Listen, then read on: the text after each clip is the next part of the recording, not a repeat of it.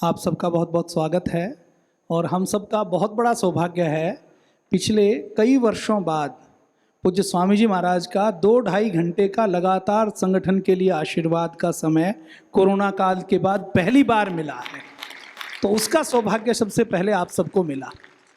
पूज्य दीदी और हमें देखकर कई बार आप सबको लगता होगा कि पूज्य दीदी को तो ग्राउंड लेवल का पता नहीं है, भाई राकेश जी, पूज्य स्वामी परमार्थ देव जी, ये तो कहीं पैराशूट से आए होंगे, ये तो बस ऊपर ऊपर की व्यवस्थाएं देखते हैं। तो पूज्य दीदी और हम जब जुड़े 2005 में, जब पूज्य दीदी जुड़ तो बहुत पहले गए थे यहाँ से दिव्य योग में, जब संघर्ष का समय था, उस समय जब 20-30 व्यक्ति यहाँ पर रहते थे और एक टॉयलेट भी नहीं था, वो भी समय रहा है। वो समय भी रहा है जब सुबह भोजन बन जाए तो शाम के लिए टीन के कनस्तर में आटा नहीं, कि शाम को रोटी बनेगी कि नहीं बनेगी, देसी घी की और दूसरी बात तो छोड़ दीजिए, और घी भी आता था तो घी पूज्य स्वामी जी महाराज को यदि कहीं से मिल गया तो घी खाया नहीं जाता था, सबसे पहले हवन में लगाया जाता था, हवन कभी छूटता नहीं था। तो 2005 में जब पूज्य स्वामी जी महाराज ने ये तय किया कि मुझे अपने जैसे प्रतिरूप तैयार करने हैं, तो उस समय टीवी के ऊपर पूज्य दीदी ने जब दोबारा देखा कि अब सेवा साधना के बाद देश को आवश्यकता है, तो पूज्य दीदी महेंद्रगढ़ से, मैं हिसार से, हम पूज्य स्वामी जी महाराज के टीवी पर आह्वान पर यहाँ पहुँचे। आप ही की तरह आकर हमने इंटरव्यू दिया। आपका तो इंटरव्यू नहीं हुआ, हमारा तो इंटरव्यू हुआ, और उसके बाद फिर प्रशिक्षण लिया, और प्रशिक्षण लेने के बाद अपने क्षेत्र में जाकर एक साधारण कार्यकर्ता की तरह योग कक्षा लगाना, योग शिविर लगाने का काम किया। और पूज्य दीदी ने उस समय महेंद्रगढ़ के 545 गांव थे, अभी भी 545 ही गांव हैं, उन 545 के 545 गांवों में जाकर योग शिविर लगाने का और संगठन बनाने का काम किया है। तो आप जब गांव में जाएं, जब दिक्कतें आए, कोई वाहन नहीं हो, कोई खर्चा नहीं हो, तो आप याद करें अभी तो बहुत अनुकूलताएं हैं। आप दान ले सकते हैं, रसीद है आपके पास, आपको प्रचार की सामग्री दी गई है। उस समय तो कोई प्रचार की सामग्री नहीं, कोई रसीद नहीं, कोई वाहन नहीं, वाहन में तेल डालने की कोई व्यवस्था नहीं, कोई विशेष सहयोग करने वाले लोग नहीं, तो उस समय काम किया है। तो एक बार पूज्य दीदी का अभिनंदन। सबसे पहले यदि हम पतंजलि की बात करें तो देखिए, इस देश में अगर हम बात करें तो 30 लाख एनजीओ इस देश में रहे हैं। अभी वो संख्या थोड़ी कम हो गई, मैं ये 2010 की संख्या बता रहा हूँ। तो 2010 में इस देश में 30 लाख एनजीओ थे, रजिस्टर्ड संस्थाएं थी, जिनकी ठेकेदारी थी कि हम यहाँ पर सेवा करने का काम करेंगे। वो 30 लाख संगठन मिलकर जितना काम नहीं करते, उससे अधिक काम पतंजलि योगपीठ कर रहा है। इस देश में जितने सामाजिक, सांस्कृतिक, आध्यात्मिक संगठन हैं, धार्मिक संगठन हैं, वो सब जितना काम करते हैं उसके बराबर पतंजलि योगपीठ काम कर रहा है। जितने सामाजिक, धार्मिक, सांस्कृतिक, राजनीतिक, आध्यात्मिक संगठन हैं, ये सेवा के किसी एक क्षेत्र में काम करते हैं। पतंजलि एक ऐसा संगठन है, आपकी संस्था ऐसी संस्था है जो सेवा के सभी क्षेत्रों में काम करती है। ऐसा कोई क्षेत्र नहीं जहां पर पतंजलि काम नहीं करती हो। पतंजलि की जब बात होती है तो कुछ लोग समझते हैं कि पतंजलि का मतलब केवल योग, पतंजलि का अर्थ केवल आयुर्वेद। कुछ लोग समझते हैं पतंजलि का मतलब केवल विवाद के मुकदमा दर्ज हुआ, पूज्य स्वामी जी ने आतंकवादियों को माफ़ी देने की मांग की, पीओके लेने की मांग की, अफजल गुरु को फांसी देने की मांग की। जब कोई आरएसएस को देशद्रोही संगठन कहता है, आतंकवादी संगठन कहता है, तो सबसे पहले पूज्य स्वामी जी महाराज आवाज़ उठाते हैं। और कोई देश, धर्म, संस्कृति के ऊपर जब कोई बात होती है तो पूज्य स्वामी जी महाराज सबसे पहले बोलते हैं। तो कुछ लोगों को ये लगता है कि सदा विवादों में रहने वाली संस्था पतंजलि, लगता है उनको, क्योंकि उनको एक पहलू का पता है। कुछ लोग सोचते हैं कि केवल जो घी बनाती है, दवाइयाँ बनाती है, च्यवनप्राश बनाती है, वो संस्था पतंजलि। कुछ लोग जो संस्कृत को, गुरुकुलम को देखते हैं तो उनको लगता है कि जो संस्था गुरुकुलम में बच्चे पढ़ाती है, सन्यासी बनाती है, वो संस्था पतंजलि है। कुछ लोग आयुर्वेद की रिसर्च को जानते हैं तो उन लोगों को लगता है कि जो आयुर्वेद की रिसर्च करती है वो संस्था पतंजलि है। पतंजलि ये सब है, इन सब में कोई एक चीज नहीं है, ये भी सत्य है। और इसके अलावा बहुत सी ऐसी सेवा के क्षेत्र हैं जो पतंजलि सबको मिला दिया जाए तो पतंजलि संस्थान बनता है। सबसे पहले आपको गर्व और गौरव हो कि आपका संस्थान इस दुनिया का सबसे बड़ा सेवा का संस्थान है। देखिए, दो ही देश पूरे दुनिया में बड़े हैं, एक चीन और एक भारत। चीन में ऐसा कोई बड़ा संगठन नहीं है जो सेवा करे। भारत का जो संगठन सबसे बड़ा है वही पूरी दुनिया का सबसे बड़ा संगठन है, क्योंकि बाकी आप देशों की बात करें, जर्मनी की, फ्रांस की, इंग्लैंड की, आयरलैंड की, स्विट्जरलैंड की, तो ये बहुत छोटे छोटे देश हैं। अमेरिका की भी बात करें तो पूरे अमेरिका की आबादी 35 करोड़ है। तो सबसे बड़ा संगठन आपका संगठन है, और आपको इस बात का भी गौरव हो कि इस दुनिया के सबसे बड़े संगठन से जुड़ने का आपको सौभाग्य मिला है। ईश्वर ने आपका चयन किया है कि आप इससे जुड़ें। परम पूज्य स्वामी जी महाराज, पूज्य आचार्य जी को आप देखते हैं, जिनका जन्म साधारण परिवार में हुआ। जितनी सुविधाएं आपको हमें मिली, उनको उनसे भी कम सुविधाएं मिली। सुबह परम पूज्य स्वामी जी महाराज ने बताया ना कि हमारा गांव तो ऐसा था जहां पर कोई सड़क नहीं जाती थी, जहां कोई रेलगाड़ी नहीं जाती थी। आपके और हमारे गांव में कम से कम सड़क और रेलगाड़ी तो जाती है ना। तो पूज्य स्वामी जी महाराज, पूज्य आचार्य जी ने बचपन में जो संघर्ष किया, उनको पढ़ने के लिए कोई, जब पढ़ने के लिए घर से निकले तो गुरुकुल में पढ़ना था, तो गुरुकुल नहीं था कोई। आज तो पूज्य स्वामी जी महाराज ने ऐसा भव्य और दिव्य गुरुकुल बनाया है जो लगभग 400 करोड़ रुपए की लागत से बना है। जैसे राष्ट्रपति भवन की बिल्डिंग है, जैसे अमेरिका का व्हाइट हाउस है, जैसे इंग्लैंड का बकिंघम पैलेस है, वैसा ही गुरुकुल आप टीवी के ऊपर तो देखते हैं ना। तो इतना अच्छा गुरुकुल बनाने का काम किया है। तो उन संघर्षों में जब कोई गुरुकुल नहीं था, पूज्य स्वामी जी, पूज्य आचार्य जी निकले। उन्होंने मैकाले की शिक्षा पद्धति को ठोकर मारी और उन्होंने गुरुकुल की, महर्षि दयानंद की वेद दर्शन उपनिषद की पढ़ाई की। और पढ़ाई करने के बाद वो अपनी साधना करने के लिए गंगोत्री चले गए। गंगोत्री की साधना करते करते जब महर्षि दयानंद की प्रेरणा हुई कि हमें तो समाज का कल्याण करने की आवश्यकता है, केवल स्वयं मोक्ष प्राप्त नहीं करना। पूज्य स्वामी जी महाराज ने कहा ना कि हमें सबको मोक्ष का मंत्र देना है। सब मोक्ष कैसे प्राप्त करें, सबको मोक्ष कैसे मिले, सबके इस जीवन में कल्याण कैसे हो, निरोगी कैसे बने, उस उद्देश्य के साथ पूज्य स्वामी जी महाराज, पूज्य आचार्य जी गंगोत्री की गुफाओं में अपनी साधना को पूर्ण करके नीचे आए। और साधना को पूर्ण करके नीचे आए तो उन्होंने, जैसे आप और हम करते हैं, ऐसे दलित बस्तियों में जाकर, मलिन बस्तियों में जाकर स्वच्छता का अभियान चलाना शुरू किया, नशा मुक्ति का अभियान चलाना शुरू किया। लोगों को घर घर में जाकर, उनके घर में कोई बीमार है तो वहाँ पर योग सिखाना, उनको आयुर्वेदिक की दवाएं देना। असम से कुछ बहनें आई हैं यहाँ पर। तो असम में जो द्रोणगिरी का क्षेत्र है, जो उदालगुड़ी है, उदालगुड़ी जिला है ना असम में, उस उदालगुड़ी में जो भूटान का बॉर्डर है, उस भूटान के बॉर्डर पर बोडोलैंड में पूज्य स्वामी जी, पूज्य आचार्य जी 1993, 94, 95, 96 में जब कुछ नहीं था पतंजलि के पास, उस समय जो यज्ञ आदि करवाकर थोड़ा सा दान मिलता था, उस दान से जड़ी बूटियां लेकर, उन जड़ी बूटियों को जनरल डिब्बे में बैठकर, जनरल डिब्बे में भी टॉयलेट के पास बैठकर, फर्श के ऊपर बैठकर, क्योंकि अब जनरल डिब्बे में सामान ज़्यादा है तो आपको कोई सीट नहीं मिलने वाली, उसमें बैठकर असम में जाते थे और वहाँ के दूर दराज में जाकर योग शिविर लगाते थे और वहाँ के लोगों की जड़ी बूटियों से सेवा करने का काम करते थे। आपके उदालगुड़ी से कोई आया हो तो वो इसके ऊपर प्रमाणित भी कर देंगे, बता भी देंगे आपको। तो इस प्रकार से सेवा शुरू की। तो उस समय दिव्य योग मंदिर ट्रस्ट नाम का एक 1.5 एकड़ का कृपालु देव महाराज द्वारा स्थापित एक आश्रम होता था गंगा के किनारे। उसके अधिष्ठाता पूज्य स्वामी शंकर देव जी महाराज को योग्य शिष्यों की आवश्यकता थी। अब किसी महंत को, मठ को, जहाँ पर करोड़ों रुपए का चढ़ावा आए, जहाँ कोई भूमि भवन हो, संपत्ति हो, उसको तो शिष्य मिल जाए। अब जहाँ खाने का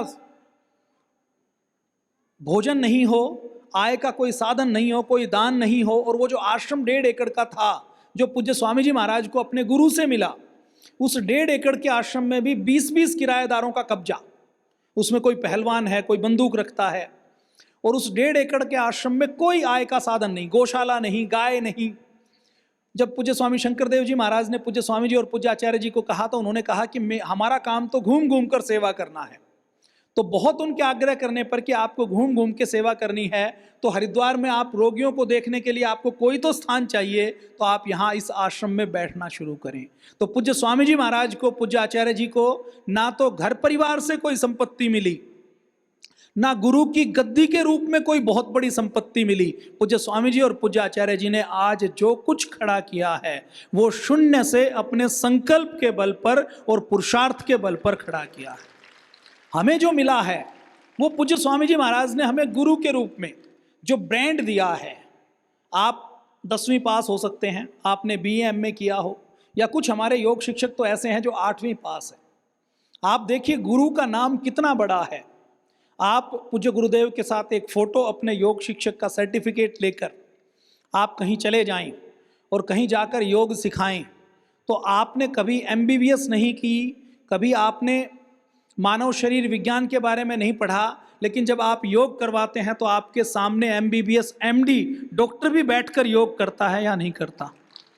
तो गुरु ने कितना ज्ञान दे दिया कि एक MBBS MD डॉक्टर जो करोड़ों व्यक्तियों में से, लाखों व्यक्तियों में से एक बनता है बहुत पढ़ाई करने के बाद, और जो किसी को अपने से ज़्यादा ज्ञानवान नहीं मानता, वो भी आपके सामने बैठकर, दरी पर बैठकर योग करता है, और आप जो कुछ कहते हैं उसको प्रामाणिक मानता है कि ये योग के विषय में मेरे से ज़्यादा जानता है। तो हमारे गुरुदेव ने हमें जो नाम दिया है, जो ब्रांड दिया है, जो ज्ञान दिया है, वो उसकी कीमत अरबों रुपए की कीमत है। पूज्य स्वामी जी महाराज, पूज्य आचार्य जी ने उस आश्रम में किराएदारों से आश्रम खाली करवाया। आश्रम में गौशाला, अभी तो सारी व्यवस्था आप देख रहे हैं। पूज्य स्वामी जी महाराज ने जब वहाँ पर सेवा शुरू की तो गौशाला नहीं थी। अब गाय को रखना है तो टीन तो चाहिए, तभी तो गाय रुकेगी, बरसात आएगी, गर्मी होगी, तो कोई एक टीन का शेड तो चाहिए। तो दीवार खुद अपने हाथों से मिट्टी की, ईंटों की, मिट्टी के गारे में चिनाई करके दीवार पूज्य स्वामी जी महाराज ने खुद अपने हाथों से बनाई हुई है, और वो दीवार अभी भी दिव्य योग मंदिर में है। आप जब यहाँ से प्रस्थान करें तो कभी भी देखने के लिए जा सकते हैं। गेट में एंट्री करते हैं तो लेफ्ट साइड में जो दीवार है वो पूज्य स्वामी जी महाराज के खुद अपने हाथों से बनाई हुई है। तो ऐसे संघर्ष से और शून्य से ये यात्रा शुरू हुई जो आज पूरी दुनिया में योग का प्रचार प्रसार कर रही है। हमारी संस्था तो पहले वहाँ पर योग करवाना शुरू किया। शुरू में जब पूज्य स्वामी जी महाराज ने भी योग करवाया तो 2 व्यक्ति आते थे, केवल 2 व्यक्ति। 2 को लाभ हुआ तो 2 से 10 हुए, 10 से 20 हुए। जब 20 व्यक्तियों को लाभ हुआ तो 20 से 200 हुए, 200 से 2000 हुए, और एक समय ऐसा आया जब 5-5 लाख लोगों का एक समय एक स्थान पर योग करने का विश्व रिकॉर्ड भी पतंजलि योगपीठ ने बनाया। जब लोग कहते थे कि सुबह सुबह स्वामी जी आप योग करवाएंगे, तो सुबह तो कोई नहीं आएगा।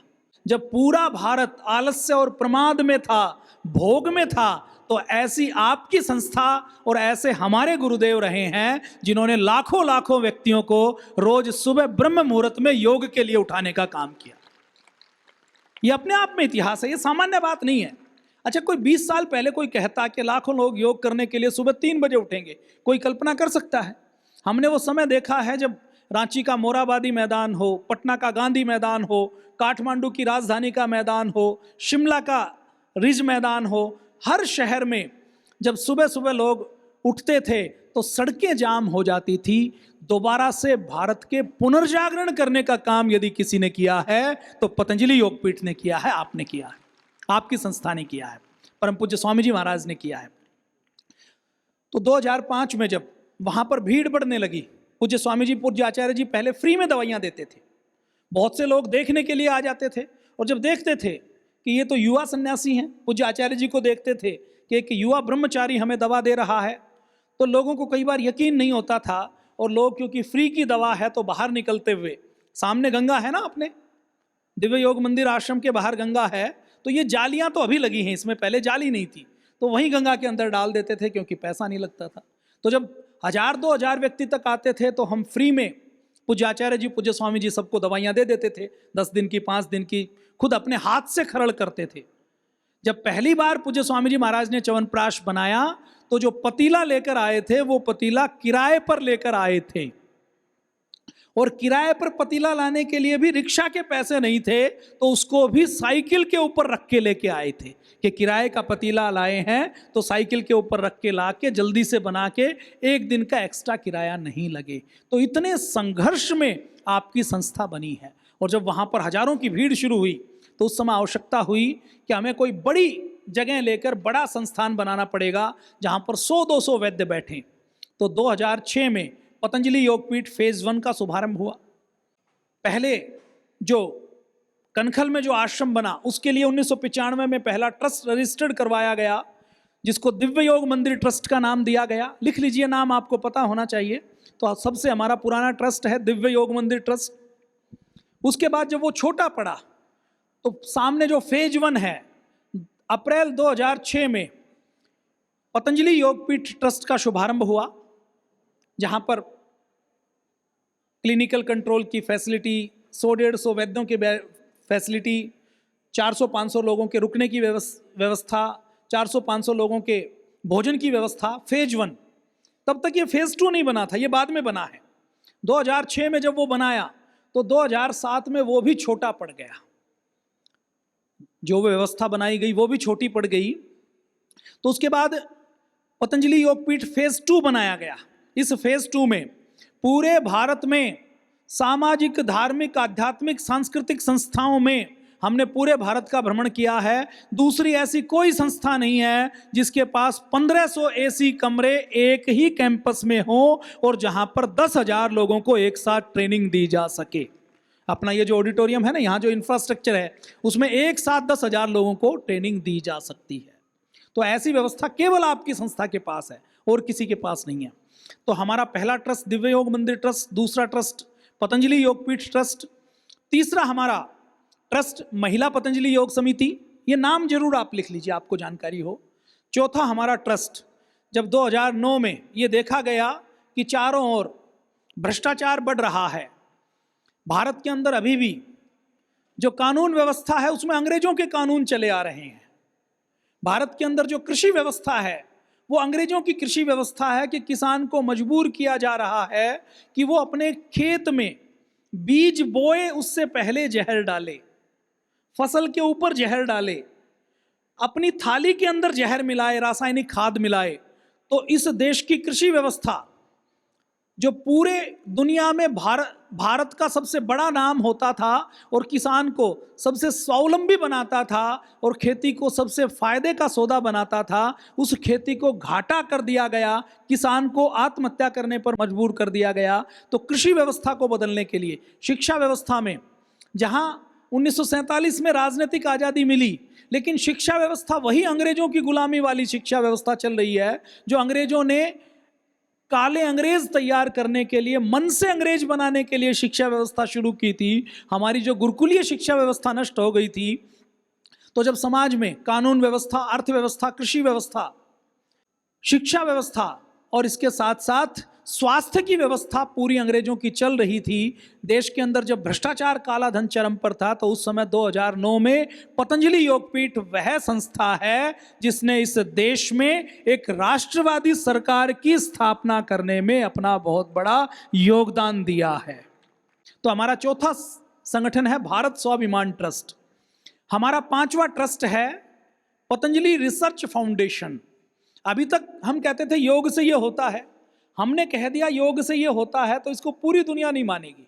योग और आयुर्वेद की शक्ति क्या है उसको सबको बताने के लिए ये आवश्यकता हुई कि हम योग, प्राणायाम, आयुर्वेद को, एक एक चीज को विज्ञान की कसौटी पर कसें, उसके प्रमाण दें ताकि पूरी दुनिया माने। तो उसके लिए एक संगठन बनाया गया, एक ट्रस्ट बनाया गया जिसका नाम है पतंजलि रिसर्च फाउंडेशन। हमारा छठा ट्रस्ट है पतंजलि ग्रामोद्योग। भारत गांव का देश है। गांधी जी कहते थे कि भारत की आत्मा गांवों में रहती है। भारत अभी भी 70% भारत गांव में रहता है। तो गांव को स्वावलंबी कैसे बनाएं, गाय को कैसे बचाएं, कुटीर उद्योग कैसे स्थापित करें, हर व्यक्ति अपने घर में घरेलू उद्योग कैसे संचालित करे, उस सारी संकल्पना को लेकर हमारा एक ट्रस्ट है जिसका नाम है पतंजलि ग्रामोद्योग ट्रस्ट। अभी देखिए, गोरक्षा की सब बात करते हैं, पतंजलि ऐसा संस्थान है जिसने गाय के मूत्र से सबसे पहले गोनाइल बनाने का काम किया है, कि गाय के मूत्र से और कुछ जड़ी बूटियों के तेल से, जिनके अंदर जीवाणुओं को, कीटाणुओं को मारने की क्षमता है, उससे गोनाइल बनाया है, जिसका पोछा यदि घर में लगा दिया जाए तो घर से सब प्रकार का वास्तु दोष और नेगेटिविटी दूर होती है, क्योंकि उसमें गोमाता का गोमूत्र है। तो गोमूत्र सबसे पहले बनाया। गाय के मूत्र में सोना होता है। गोमाता के अंदर जो सूर्य केतु नाड़ी है और उसके अंदर जो सोना होता है, उसको खोजने का काम भी सबसे पहले पतंजलि योगपीठ ने किया। पतंजलि योगपीठ कई गौशालाओं का संचालन कर रही है। असम में, हरियाणा में, उत्तराखंड में, मध्य प्रदेश में, राजस्थान में ऐसी कई गौशालाएं हैं जिनको पतंजलि स्वावलंबी बना रही है, जिनका पालन पोषण कर रही है। और पतंजलि गौशाला चलाने के साथ साथ ये कहते हैं कि गोमाता तब बचेगी जब गाय को किसान रखेगा। जब गाय को किसान रखेगा तो गोमाता की रक्षा होगी। तो पतंजलि की योजना केवल गौशाला की नहीं है। पतंजलि की योजना है कि हम गोमाता की जो नस्ल खराब हो गई है, उसके अंदर जो विदेशी हाइब्रिड बन गई है, क्योंकि विदेशी नंदी से जो गोमाता पैदा हुई है उससे हमारी देसी ब्रीड खराब हो गई है, तो उस ब्रीड को भी ठीक करने के लिए और गोमाता का दूध बढ़ाने के लिए पतंजलि की योजना क्या है, ये उदाहरण मैं आपके सामने इसलिए दे रहा हूं कि गौशाला से तो हम गोमाता का संरक्षण कर सकते हैं, संवर्धन करना है और गाय को बचाना है, तो गाय की रक्षा केवल गौशाला से नहीं हो सकती। गाय की रक्षा तब होगी जब गाय का नस्ल सुधार होगा, गाय दूध ज्यादा देगी और हर किसान अपने घर में गोमाता को रखेगा।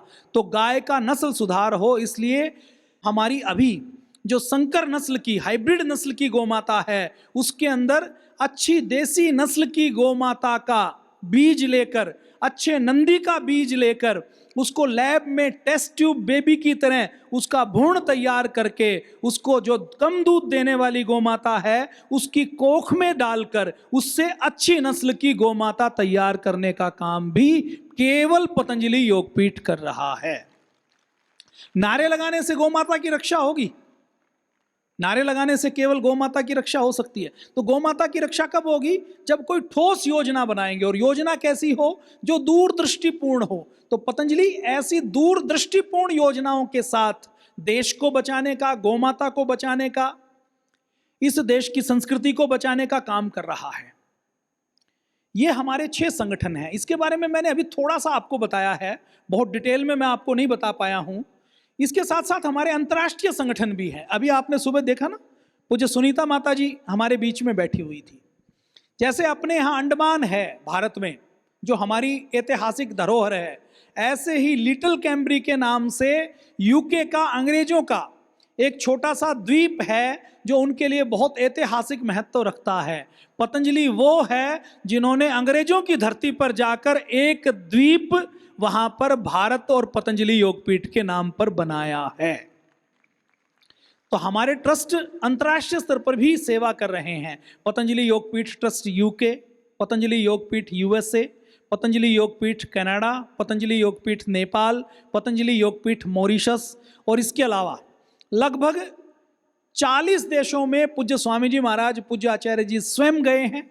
वहाँ पर 10 दिन, 20 दिन, 25 दिन, 1 महीना रहकर भारतीय संस्कृति, योग और आयुर्वेद का प्रचार किया है। और दुनिया के 200 देशों को में पूज्य स्वामी जी महाराज और पूज्य आचार्य जी ने योग, आयुर्वेद और भारतीय संस्कृति को पहुंचाया है। आज फेसबुक के माध्यम से, सोशल मीडिया के माध्यम से, यूट्यूब के माध्यम से, इंस्टाग्राम के माध्यम से हमारा जो आस्था चैनल है, आस्था इंटरनेशनल चैनल है, उन सब के माध्यम से पूरी दुनिया में योग आयुर्वेद को पहुंचाने का काम यदि किसी ने किया है तो आपकी संस्था ने किया है। तो ये हमारे इंटरनेशनल लेवल के ट्रस्ट है। और आज दुनिया का कोई देश ऐसा नहीं है जो पतंजलि योगपीठ से जुड़कर जिसने योग नहीं सीखा और जिस देश के हजारों से लेकर लाखों नागरिक तक योग नहीं करते हों। इंटरनेशनल योगा डे तो 2015 में घोषित किया गया। 2015 से पहले दुनिया के 200 देशों में योग को पहुंचाने का काम पतंजलि योगपीठ द्वारा किया गया है। और उस योग के ऊपर ऑफिशियल और सरकारी मोहर लगाने का काम पूज्य स्वामी जी महाराज के नेतृत्व में हमारे प्रधानमंत्री, माननीय प्रधानमंत्री नरेंद्र मोदी जी के संयोजन में पूरी दुनिया में योग को ऑफिशियल पहुंचाया गया है।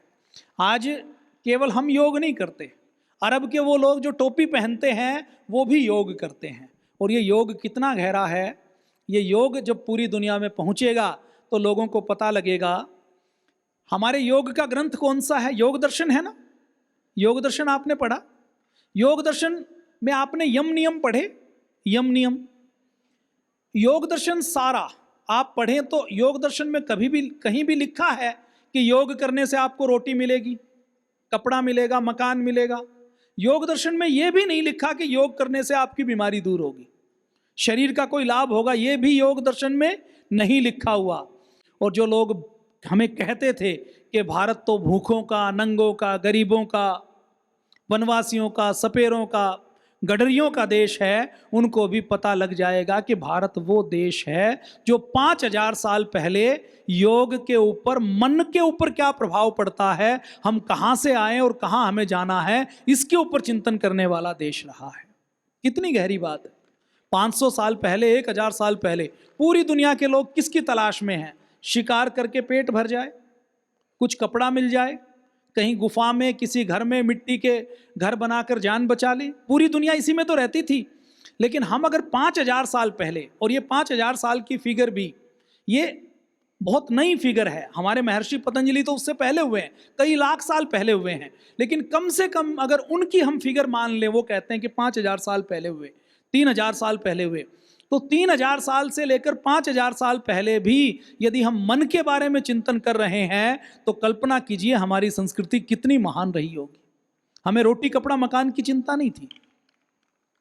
तो ये इंटरनेशनल लेवल के ऊपर ऐसे योग का प्रचार प्रसार हो रहा है। हमारे संगठन, अब ये तो हमारे संस्थान ट्रस्ट की बात हमने की, हमारे कुछ संगठन है जो समाज के बीच में जाकर सेवा करते हैं। जैसे 2005 में जब पूज्य स्वामी जी महाराज हर जगह योग सिखाने के लिए जाते थे, तो पूज्य स्वामी जी महाराज खुद सब जगह नहीं जा सकते। पूज्य स्वामी जी ने देखा कि देश के अंदर 600 जिले हैं, 5000 तहसीलें हैं, 6,38,365 गांव हैं, तो मैं तो 100 साल तक भी हर गांव तक नहीं पहुंच सकता। तो पूज्य स्वामी जी महाराज ने चिंतन किया कि मैं अपने 2-2 हाथ तैयार करूंगा, मैं अपने मानस पुत्र तैयार करूंगा, मानस पुत्रियां तैयार करूंगा, मैं अपने प्रतिरूप तैयार करूंगा, अपने क्लोन तैयार करूंगा। एक तो क्लोन वो है जो डीएनए से बनाया जाता है, और दूसरी जो परमानेंट क्लोनिंग होती है वो होती है विचार से तैयार करना। तो पूज्य स्वामी जी महाराज ने 2005 में आस्था टीवी पर एक स्क्रोल चलाया कि मेरा उद्देश्य शिष्य बनाना नहीं है, मेरा उद्देश्य योद्धा तैयार करना है। और पूज्य स्वामी जी ने कहा कि जो 2 घंटे का समय खुद योग करने में और दूसरों के योग करवाने में दे सकते हैं, वो लोग आ जाइए, हम उनको योग सिखाएंगे, और उनको दिन में 22-23 घंटा आपको अपने घर परिवार, नौकरी, व्यापार का काम करना है, और 1 से 2 घंटे का समय उनको देश व समाज के लिए, अपने आसपास के लोगों को योग सिखाने में करना है। पूज्य स्वामी जी महाराज को 1000 लोगों को योग सिखाना था।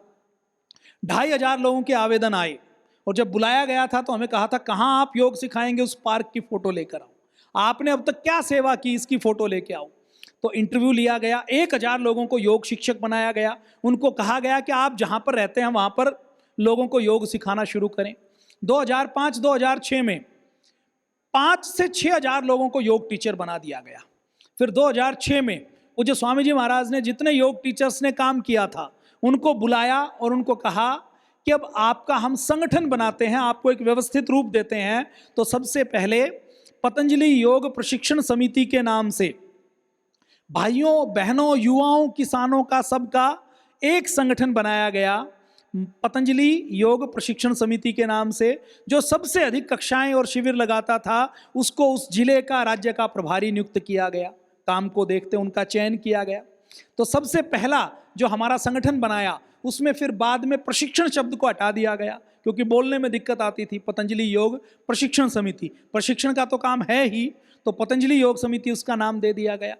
अब क्योंकि संगठन में भाई और बहन दोनों जुड़े थे, और भारत में एक बड़ी संख्या, और ये सेवा के कार्यों में माताओं और बहनों की एक बड़ी संख्या है, योग में भी एक बड़ी संख्या में माताएं बहनें जुटी हुई हैं। और आप भी किसी घर में जाएं तो आपको घर में आप किसी माता बहन से मिलेंगी तो आप उसको थोड़ा सा प्रेरणा देंगे तो बहुत जल्दी वो आपके योग के काम में सहयोग देने के लिए तैयार हो जाएगी।